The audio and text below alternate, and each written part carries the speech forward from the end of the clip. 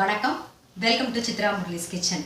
இன்றைக்கி நாம் வந்து இஞ்சி தொகையல் எப்படி பண்ணுறதுன்னு பார்க்க போகிறோம். அதுக்கு என்னென்ன வேணுங்கிறத சொல்கிறேன் பாருங்கள். ஃபஸ்ட்டு இஞ்சி வந்து ஒரு 50 கிராம் நல்லா அலம்பி கட் பண்ணி ரெடி பண்ணி எடுத்து வச்சுட்டுருக்கேன். அப்புறம் ஒரு 3 ஸ்பூன் வந்து வெல்லம், ஒரு நெல்லிக்காய் அளவு பெரிய நெல்லிக்காய் அளவு வந்து புளி, வரமிளகா உங்களுக்கு காரத்துக்கு தகுந்த மாதிரி போட்டுக்கோங்க. அப்புறம் வெந்தயம் ஒரு 1/2 ஸ்பூன், 2 ஸ்பூன் உளுத்தம்பருப்பு, 1 ஸ்பூன் கடுகு, கொஞ்சம் மஞ்சப்பொடி, அதுக்கப்புறம் பெருங்காயம், கருவேப்பிலை, அப்புறம் உப்பு வந்து தேவையான அளவு, அப்புறம் வதக்கிறதுக்கு எண்ணெய், அவ்வளோதான். இப்போ பாருங்கள், நான் வந்து அடுப்பில் வந்து கடாயை காய வச்சுட்டு ஒரு 3 ஸ்பூன் எண்ணெய் விட்டுருக்கேன். இப்போ அது காஞ்சிருக்கும். காஞ்சோடனே ஃபஸ்ட்டு வந்து பெருங்காயம் போடுறேன்.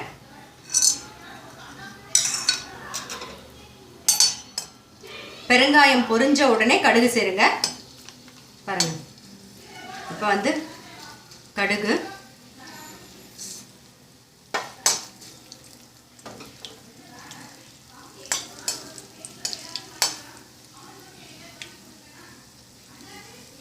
லைட்டாக வெடிக்க ஆரம்பிக்கிட்டோம். உளுத்தம்பருப்பு போட்டு லைட்டாக செவந்த உடனே நம்ம வந்து வரமிளகா சேர்த்துடலாம். இப்போ பாருங்கள், நம்ம வந்து லைட்டாக செவந்துடுத்து வரமிளகாயை சேர்த்துடலாம். வரமிளகாவை சேர்த்து கொஞ்சம் நேரத்துக்கு அப்புறம் நீங்கள் வந்து வெந்தயத்தை சேர்த்துருங்க. ஏன்னா வெந்தயம் வந்து சீக்கிரம் செவந்துடும் அப்படிங்கிறதுனால நான் இது போட்டதுக்கப்புறமா வெந்தயம் சேர்க்குறேன். இப்போ நம்ம எடுத்து வச்சுருக்கிற புளியை வந்து இந்த மாதிரி சின்ன சின்ன பீஸாக பிச்சு போட்டுக்கோங்க. அதுவும் அந்த எண்ணெயிலே கொஞ்சம் வதங்கட்டும். இது பாருங்கள், புளி வந்து கொஞ்சம் பொரிஞ்சா மாதிரி வந்த உடனே கருவேப்பிலை சேர்த்துருங்க. நல்லா ஒரு பிடி கருவேப்பிலையை அலம்பி ரெடி பண்ணி வச்சுக்கோங்க. ஃபஸ்ட்டு பாருங்கள், நல்லா வறுபட்டுருது. ஆஃப் பண்ணிடுறேன். கொஞ்சம் ஆறுனதுக்கு அப்புறமா நம்ம வந்து மிக்சியில் வந்து இந்த ஆறுனது எல்லாமே வறுத்து வச்சுக்கோம் இல்லையா, அதை போட்டுட்டு அப்புறம் இஞ்சி சேர்த்துட்டு கொஞ்சமாக வெல்லம், உப்பு எல்லாம் சேர்த்து அரைச்சி எடுத்துடலாம். ஈஸியாக ரெடி ஆகிடும் நமக்கு. கொஞ்சம் ஆறட்டும். பாருங்கள், நம்ம வறுத்ததெல்லாம் நல்லா ஆறுனதுக்கப்புறமா நான் மிக்சி ஜாரில் வந்து ட்ரான்ஸ்ஃபர் பண்ணிட்டேன். இப்போ வந்து இஞ்சி கட் பண்ணி வச்சுருக்கேன்ல, அதை இதில் சேர்த்துறேன். எல்லாம் அப்படியே ஒன்றா சேர்த்து நம்ம அரைக்க போகிறோம், அவ்வளோதான். அப்புறம் வெல்லம், மஞ்சள் பொடி ஒரு 1/2 ஸ்பூன், தேவையான அளவு உப்பு,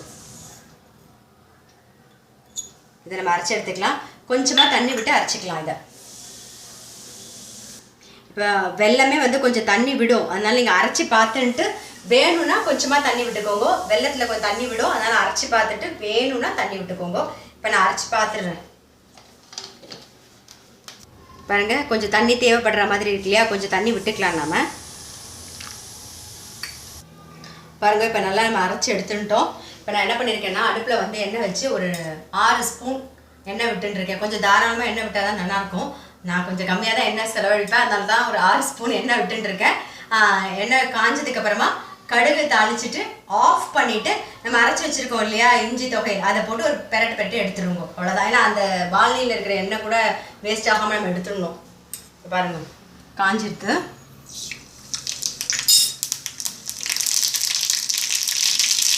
ஆஃப் பண்ணிட்டேன். அரைச்ச வெளியே போட்டு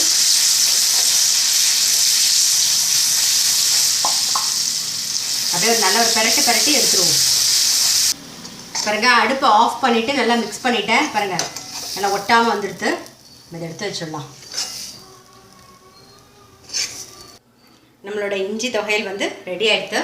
இது நீங்கள் பார்த்தீங்கன்னா தோசை, அப்புறம் சப்பாத்தி, இட்லி எல்லாத்துக்கும் நல்லாயிருக்கும். பெசரட்டுக்கு வந்து ரொம்ப நல்ல காம்பினேஷன். அதே மாதிரி நம்ம பொங்கல் பண்ணுவோம் இல்லையா, அதுக்கு கூட தொட்டுன்னு சாப்பிடலாம், நல்லாயிருக்கும். இதை கண்டிப்பாக உங்கள் வீட்டில் நீங்கள் ட்ரை பண்ணி பாருங்கள். நான் இன்னொரு ரெசிபியில் சந்திக்கிறேன்.